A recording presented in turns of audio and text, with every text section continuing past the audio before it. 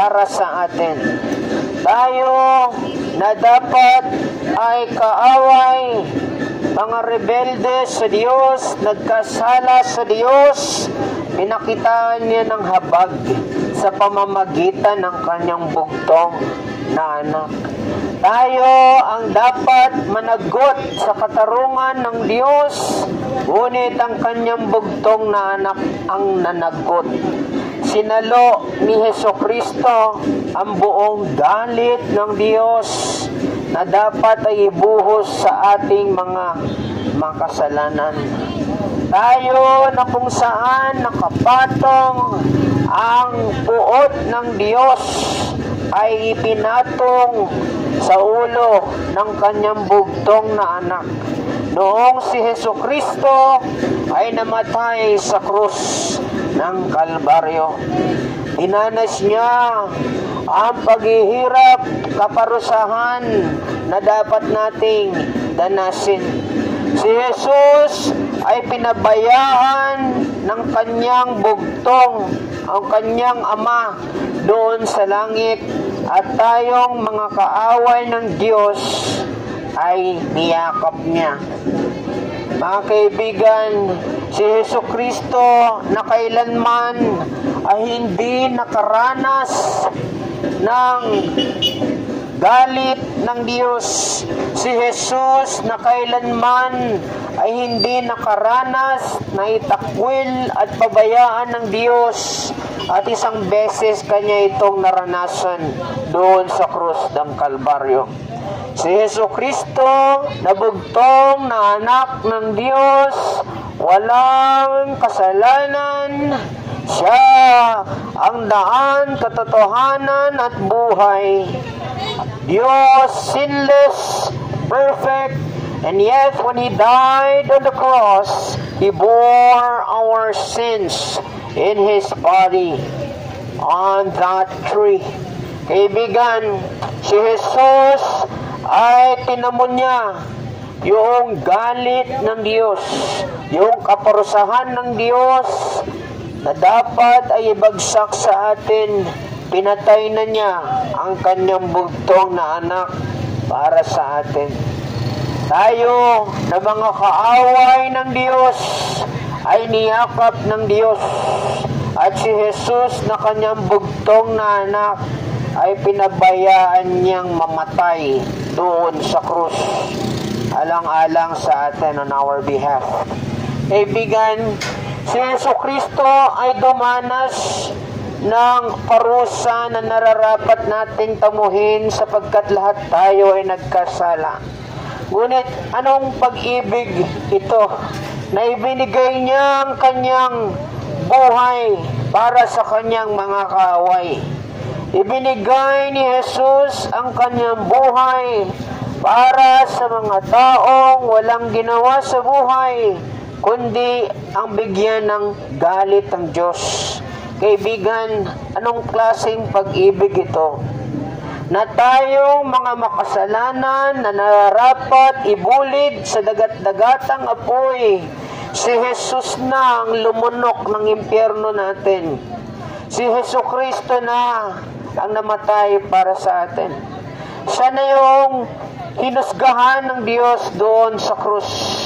May namatay na para sa atin, si Hesukristo.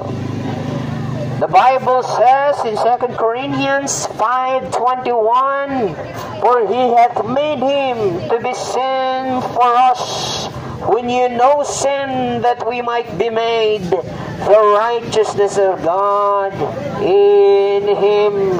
Si Jesus ay naging kasalanan noong siya ay napako sa krus.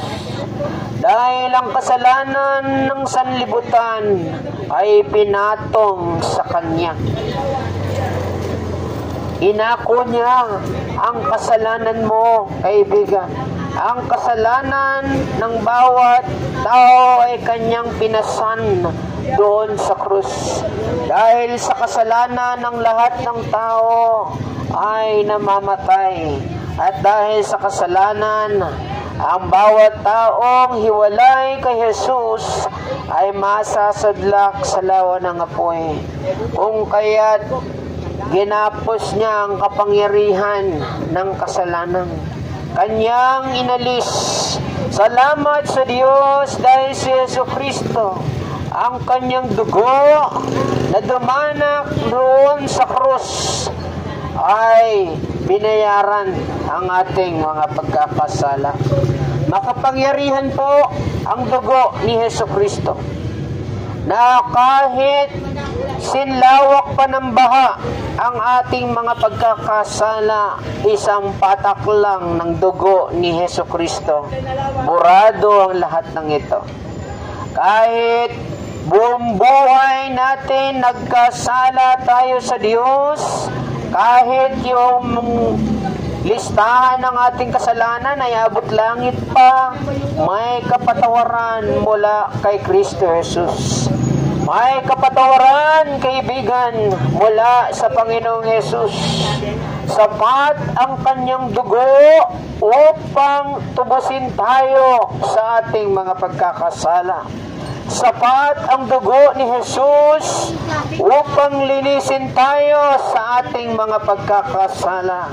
Kaibigan, panahon na upang magsisi sa ating mga pagkakasala.